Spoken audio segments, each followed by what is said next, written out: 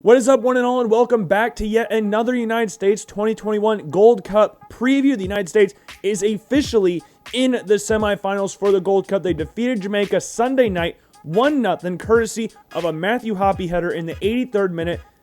Now, overall, in the game, it wasn't the greatest game for the United States. You could tell it was going to be a weird game early on, as Jamaica almost scored like 14 seconds into the game or something like that. Very bad start to the United States, but they righted the ship a little bit. Two good goalkeeping performances from Andre Blake and Matt Turner. Andre Blake in the first half really didn't have to do a lot except to stop a couple of Matthew Hoppe shots, who, in the end of the day, unsurprisingly, was named the man of the match, not only for the goal he scored, which is a lazy way to give man of the match, but he was clearly the best player on the pitch. Well, clearly, maybe not. Miles Robinson played very well as well. He bailed out James Sands at times last night. And yeah, the United States got a nice 1-0 victory. This was a Jamaican team without Leon Bailey, who was out again with a toe injury. I thought it was just a rest day in that last game of the group stage against Costa Rica. Turns out it was something bigger. He had a toe injury that took him out of the last part of the season for Bayer Leverkusen, and that toe injury has since affected him in the Gold Cup, leaving him out the last two games for Jamaica. Their best player, missing their two biggest games of the tournament, is big. But Andre Blake, captained the team, played well up until the goal that Matthew Hoppe scored, because of a goalie that stature of Andre Blake, and a goalie who's had a great game like he did, he should have realistically done better on the shot.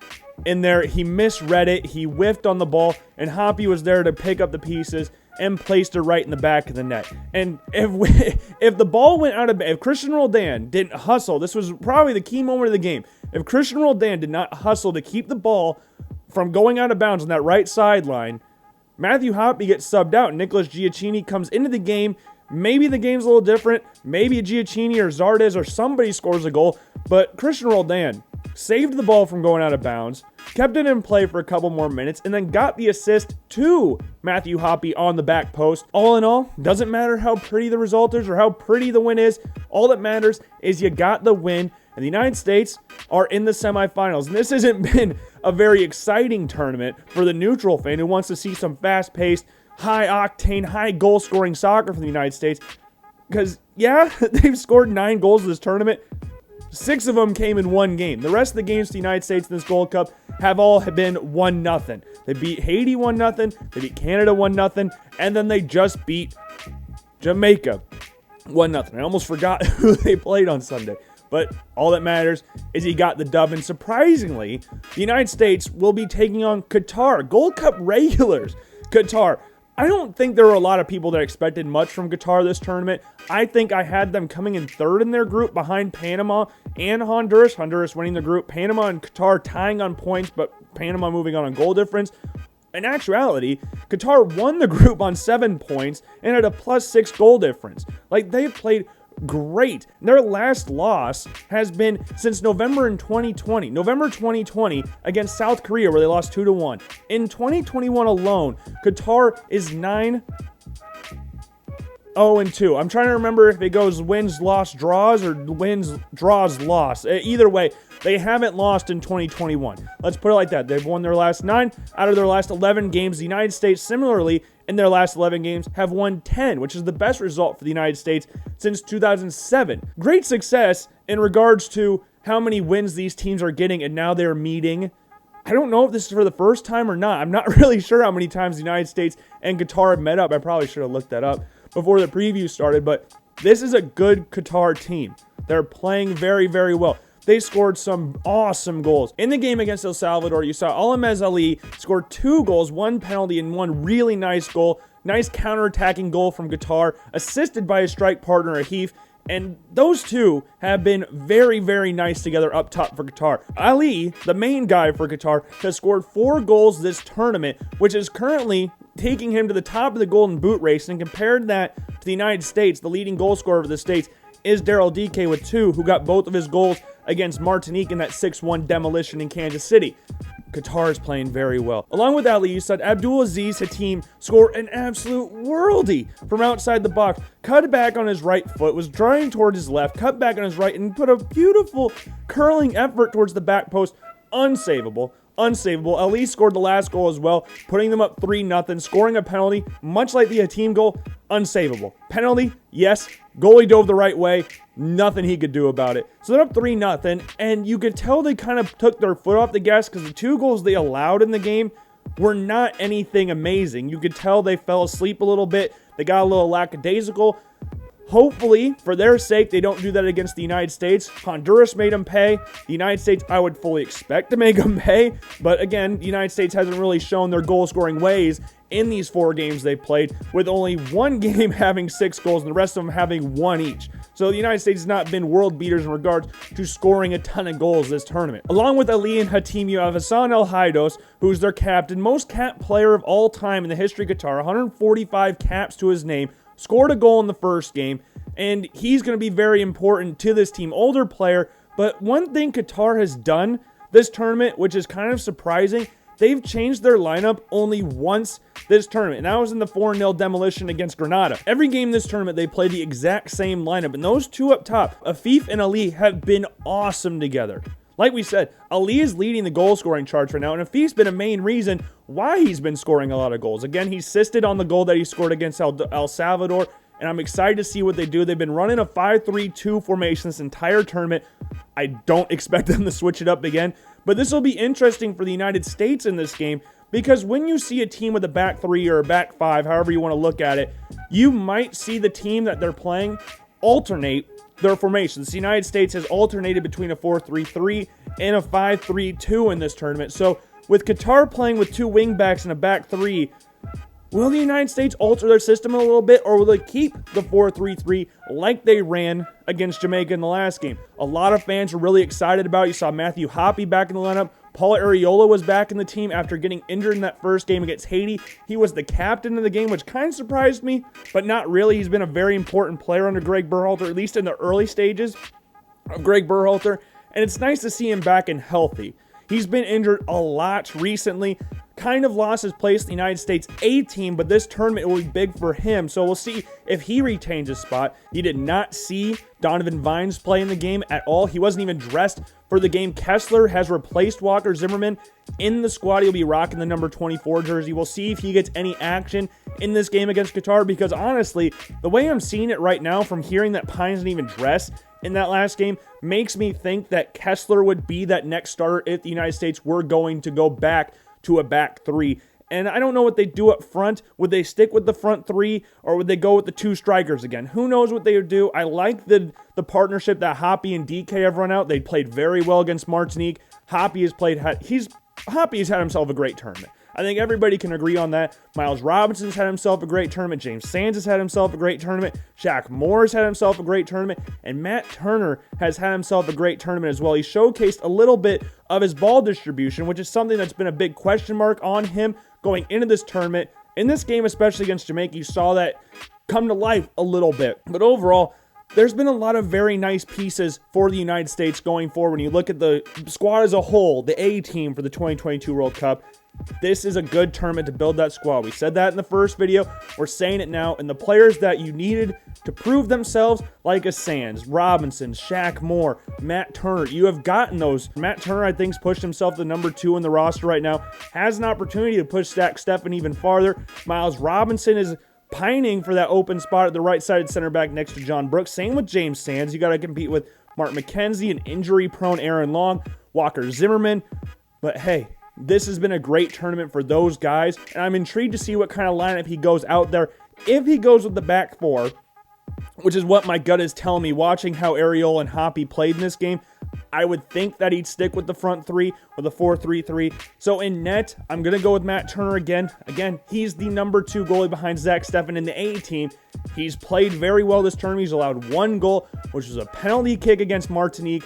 He's played great this tournament. He's not losing his job unless he gets hurt. Back 4, I think, stays the exact same. James Sands got caught out a couple times in the game against Jamaica, but Miles Robinson, with his speed, recovery, and all of that stuff, played very well in recovering for James Sands. They're nice. They're nice. I think James Sands is more suited to a back 3, but he's not out of place playing in a back 2. Shaq Moore retains his spot, even though Reggie Cannon is back and healthy. I think they'll keep doing that. Shaq Moore leaves after 60 minutes. Reggie Cannon will come on to finish out the game. It seems what they've been doing the entire tournament. Shaq Moore usually plays the first 60 minutes. I think in every game he's been subbed out at the 60-minute mark, or at least around that. And then Sam Vines will keep his spot at left back. Moving on to the midfield, I like the format. I like this midfield three they are going right now. I know some fans would like to see Williamson in there, but these three have done nothing really to lose a spot in the rest of this tournament. Acosta played very, very well in the game against Jamaica. He had one shot that lashed over the bar. If he was like 2 feet back, that's nestling in the back of the net. It dipped right as it went over the bar. Great shot. And as Stuart Holden said, that was one of those why not shots. Just take it, let it rip. And as Wayne Gretzky and Michael Scott said, you miss 100% of the shots you don't take. Kellen Acosta took a shot, missed it. Nonetheless, played well in the game. As far as Leggett goes, I think most fans can agree on this.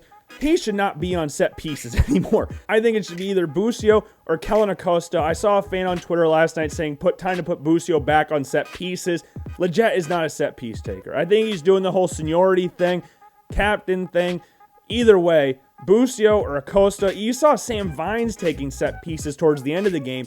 So I don't know. I think they need to switch that up a little bit in regards to the set pieces. And then the front three, it would be interesting to see who he runs up top.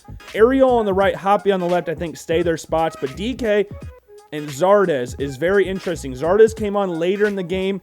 I think we might see Zardes start up top again. We saw Zardes start up top in the lone front three in that first game with DK starting the last 3 games for the United States. So I think that's what we'll see in this game. I think Zardes will be put back into that team as the main number 9. I think. So in this lineup, you got Matt Turner and net. Back 4 reading. Shaq Moore, James Sands, Miles Robinson, Sam Vines. Midfield 3 of Acosta, Busio, and Sebastian Leggett, with the front 3 of Paul Arriola, Jassy Zardes, and Matthew Hoppy. Now, I know a lot of fans are going to want to see Daryl DK in there. I'm trying to put myself in the head of Greg Berhalter, see what he would do in this game. Now, with them playing a back 3, like I said earlier, this could spark a change in formation for the United States. Maybe they go to the back 3 as well. So you would see probably a Kessler come into the team. I don't know who he'd exactly replace. I don't know if he'd switch to a midfield 2 or keep the front 3. But if he does go to a back 4 or back 3, I think it will go Turner, Kessler, Sands, Robinson, Shaq Moore on the right, Sam Vines on the left. I think the midfield 3 stays the same of Acosta, Leggett, and Busio, and I think it either is DK and Hoppy or Zardes and Hoppy. One of those two will be up top with Hoppy. I think Hoppy has to start. Again, he was the man of the match in this game, was all over the pitch for the United States against Jamaica, has to play. This tournament's been big for Matthew Hoppy, and he's really pushing on the door of getting into that top 3, and maybe with a little more time, pushes himself into that number 1 starting spot for the United States A team. Maybe he gets above Zardes, DK, and Sargent. Who knows? He works really hard. He's got a little sauce to him as well, which is what I really like to see. But all in all, very excited to see what the United States do in this game. This is going to be a very tough game. Similarly to the game against Jamaica, a very tough opponent, but the United States came out on top. Qatar is going to be tough. I don't know how they're going to stop Ali and Afif up top. Hatim scored a worldie, as we just said. They've got a lot of experience in the back, so we'll see how they do. It's going to be a very fun game. At least I hope it is. My gut, in the pit of my gut, says the United States lose this game, but I don't want to predict a United States loss while we're predicting the United States Gold Cup. I don't want to end the game, end the tournament in the semifinals. You know, there's going to be a lot of fans on Twitter of opposing teams, or just anti-United States people that are going to be, I hope Qatar wins, just so it's another failure for the United States and Concacaf as a whole. You got Mexico and Canada on the other side of the bracket. Canada beat Costa Rica, and Mexico beat Honduras. So, yeah, both teams won pretty handily. Mexico won 3-0. Canada won 2-0. It's just going to be fun. We're getting to the end of the tournament. All in all, you want to see the Mexicans versus the United States, but man, if Qatar somehow beats the United States, this is going to sound stupid. I'm going to be upset, obviously. But I'm going to go with a 3-2 win for the United States. A 2-1 victory for the United States. Yeah, I think it's going to be a very close game. I think Qatar will score late. I think the United States will score late. They'll get a goal right before halftime. Then Qatar will score in like the 80th. The United States will get a goal in the 86th minute to go on to the Gold Cup final against either Mexico or Canada. I mean, it's pretty easy to predict Mexico versus the United States. Every single Gold Cup, as in the last 15 tournaments, the winner, 14 out of the last 15 tournaments, the winner has been either the United States or Mexico. So it's not a crazy assumption to think the United States or Mexico would make the final of this tournament. Or at least one of them win it if both of them don't make it. Or if one of them doesn't make the tournament, you expect the other one to win it, pretty much. But yeah, I'm excited for this game. This is going to be a very tough game for the United States. Qatar is not an easy opponent. I don't want them to overlook them at all just because of they're a smaller country. They don't have a very wide and broad soccer or football heritage. They're hosting the World Cup, sure, but they're newbies to this tournament, and they are trying to wreck the entire thing. They won their group, they beat El Salvador, and now they're trying to take down the mighty United States, and then maybe, just maybe, try to take down Mexico in the final. I think Mexico should beat Canada, but who knows? That's the fun part about the knockout stage. Anything can happen. But yes, I am saying the United States beats Qatar 2-1. It'll be fun. Let's go United States, take down Qatar, and take on either Mexico or Canada in the final.